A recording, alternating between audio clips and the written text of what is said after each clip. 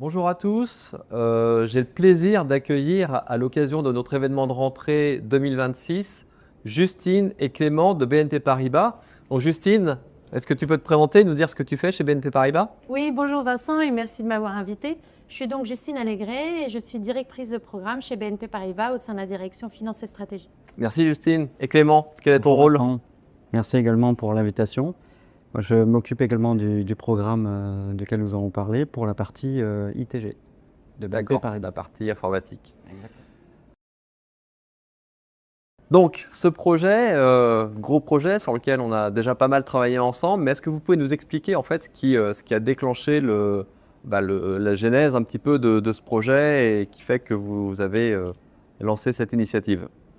Très bien, je pense qu'on peut la situer à mi-2024 à peu près. Avec Justine, on est arrivé à peu près en même temps. D'abord, c'est la fin de service de la solution que l'on utilise actuellement à horizon de fin de la décennie qui nous a motivés à accélérer un peu sur le sujet. Et effectivement, et en plus, nous avions déjà l'ambition au sein de BNP Paribas de travailler sur le sujet de la consolidation et notamment en utilisant un puits de données interne, de données granulaires pour produire les états financiers et les reporting réglementaires. Donc cette annonce de fin de support a été finalement un élément déclencheur ou un accélérateur d'un projet qui était déjà dans l'étude. Donc deux axes en fait, une fin de maintenance pour votre solution actuelle et également la volonté de rénover, refondre un petit peu votre processus de reporting et de consolidation. Exactement. Très bien. Donc, quand on lance un projet comme ça, il y a toujours évidemment un aspect technologique, mais de manière plus globale, quels sont les grands objectifs que vous fixez pour les années qui viennent avec cette nouvelle solution? On va en avoir plusieurs. On peut commencer par celui-là. Justine mentionnait juste avant le fait qu'on avait déjà une initiative en cours en interne avec notre plateforme interne. On va avoir un véritable enjeu qui est d'intégrer correctement la solution Progiciel Tagetik dans notre écosystème BNP Paribas. On va avoir également un autre enjeu, puis je vais terminer avec la partie technologique, c'est d'arriver à trouver un partenaire qui s'intègre à la stratégie de déploiement de notre DMZR, le fameux SaaS de BNP Paribas, sur lequel la plupart des applications ont vocation à migrer. Et effectivement, et d'un point de vue plutôt métier, on a un enjeu de transformation de tout le processus de consolidation comptable et notamment la capacité à utiliser les données granulaires, de travailler aussi sur les sujets de consolidation au sein de la plateforme Tagetik, tout ça de manière très fluide.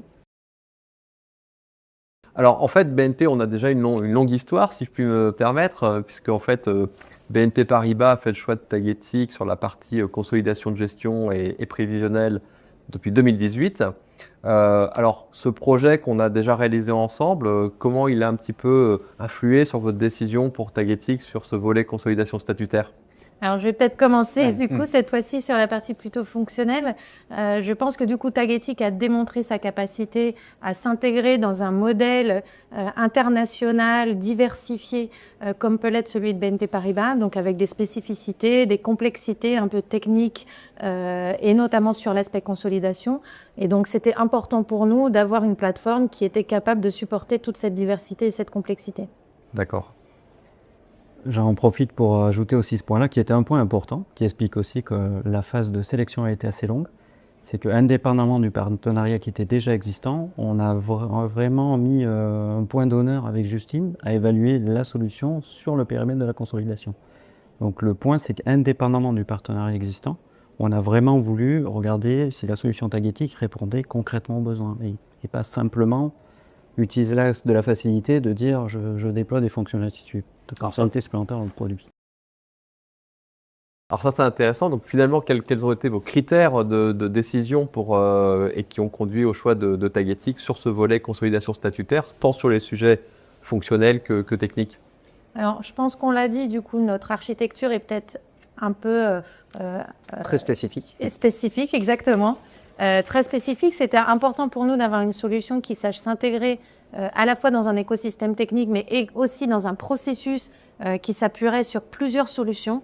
Et donc, Tagetik offrait cette capacité d'ouverture, cette transparence, et il était important pour nous de prendre une solution qui ne provoquait pas un effet boîte noire. D'accord. Oui. Un des points importants, c'est qu'on a parié sur un choix consensus entre finance et l'IT. Et la solution Tagetik, parmi toutes les solutions évaluées, était la seule qui finalement cochait toutes les cases. Alors, je me rappelle, pendant le processus de sélection, vous êtes venu à Luca, vous rencontrez notre équipe de développement. Donc, on a évoqué pas mal de sujets autour de l'IA. Et en fait, ce que je voulais voir avec vous, c'est par rapport à votre stratégie de cloud privé avec un modèle basé sur IBM Cloud.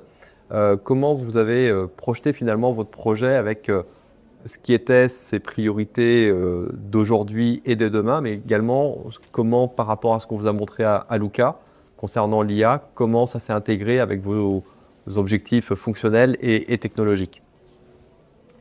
Alors, je pense que effectivement, l'IA a été un élément qui a permis de mettre en évidence l'importance et la valeur ajoutée de bénéficier de cette structure cloud, tout en garantissant la souveraineté des données du groupe, qui était vraiment quelque chose de primordial dans notre RFP dès le démarrage.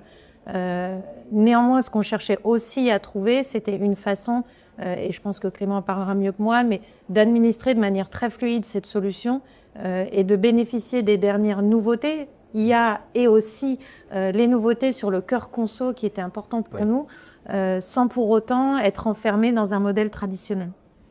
Exactement, on a bien pris connaissance des 6 grandes fonctionnalités qui ont été proposées par la solution IA que vous nous avez partagée dans la roadmap dernièrement. Et ces fonctionnalités, on les attend aussi en interne chez BNP Paribas. Donc on va voir un des enjeux, c'est de mettre l'IA au bon endroit pour les bonnes fonctionnalités.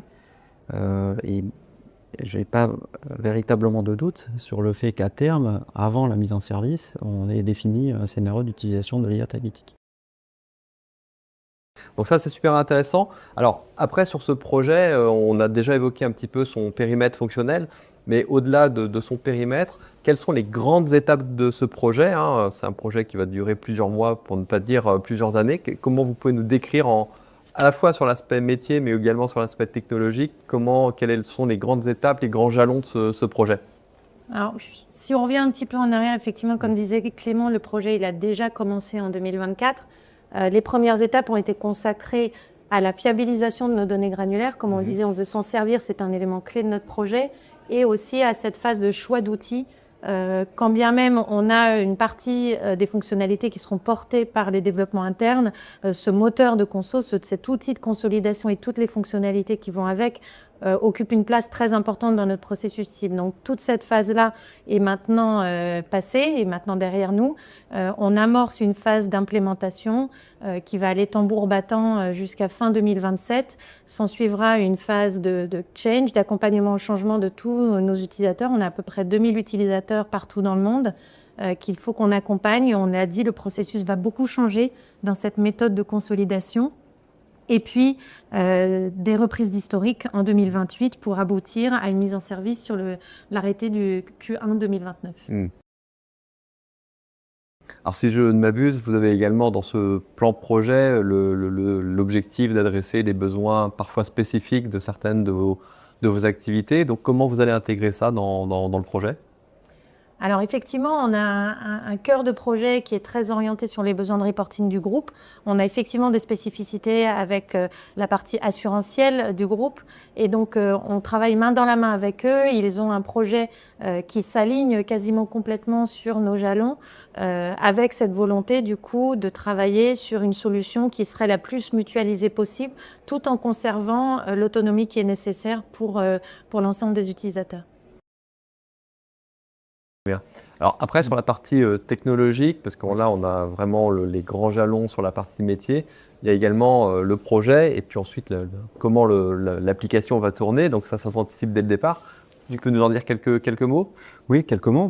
On travaille déjà beaucoup depuis 2025 à la fameuse IBM Cloud FS Validation qui a été obtenue avec succès et le passage des fameux 600 points de contrôle. Donc c'était que la première étape pour se dire on va continuer ensemble. On a avancé ensemble aussi pour la mise à disposition d'un environnement de sandbox pour tester la solution, pour s'assurer que la solution était opérable dans les environnements BNP Paribas. Directement sur votre cloud privé. Exactement, et c'est le cas.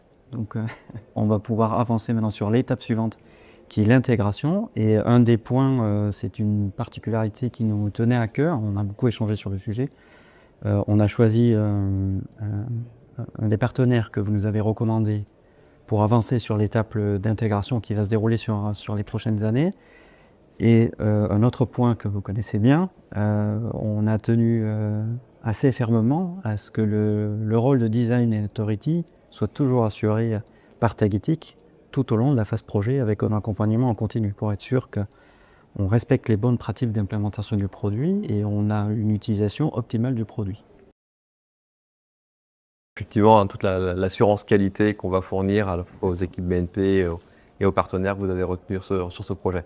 Alors, un peu pour conclure cet échange, si vous deviez donner 3 conseils à vos pairs, les organisations qui vont devoir également se lancer dans ces projets, quels seraient-ils? Justine? Je vais peut-être commencer effectivement lorsqu'on est en train de se poser la question de comment on va remplacer notre outil qui, pour beaucoup, je vois dans le marché, utilise la même solution depuis des années et des années et des années. Il faut bien se poser la question de quels sont nos enjeux du moment. La solution Tagetik, comme le disait Clément, répondait parfaitement aux enjeux qu'on avait d'interfaçage avec notre écosystème. D'autres pourraient avoir d'autres enjeux et donc c'est important de bien se poser la question de savoir qu'est-ce qui, au sein de Tagetik, amène du coup de la plus-value et répond à des enjeux du moment au sein de la stratégie. Je rajoute 2 autres. Vas-y. Le premier, c'est ne pas sous-estimer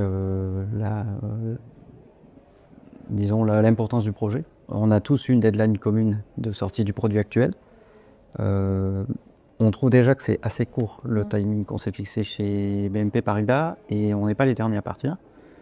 Voilà. Pour ceux qui sont parmi les premiers. Voilà. Pour ceux qui sont en phase de réflexion, on vous conseillera de ne pas trop tarder sur la réflexion.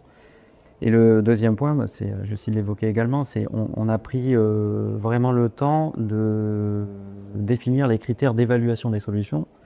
Et ça, c'est vraiment une étape qu'il faut faire avant de recevoir les différents éditeurs pour être sûr de poser les bonnes questions et d'évaluer de manière objective chacun des éditeurs. On a réussi à trouver avec Justine vraiment des critères différenciants qui nous ont permis d'aller vers la solution vers laquelle on voulait aller. Et ces critères, on les avait définis bien avant de faire le choix final. D'accord. Et si je peux me permettre de rajouter un 4e, du coup, pour le plaisir. Je pense que c'est important aussi, surtout pour des équipes consolidation qui ont pris l'habitude d'utiliser la même solution pendant des années et des années et des années, de bien repenser le process dans son ensemble. Nous, on l'a repensé de manière très volontariste, mais il ne faut pas chercher à reproduire ce qu'on faisait sur sa solution actuelle dans la solution.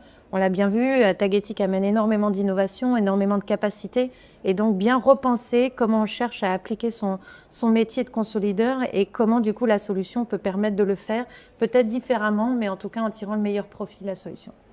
Et bien sur ce dernier 4e conseil, un grand merci pour cet échange. Merci. Et je vous dis à très bientôt et on va se revoir forcément sur les prochaines étapes du projet. Merci et à bientôt. Au revoir. Merci.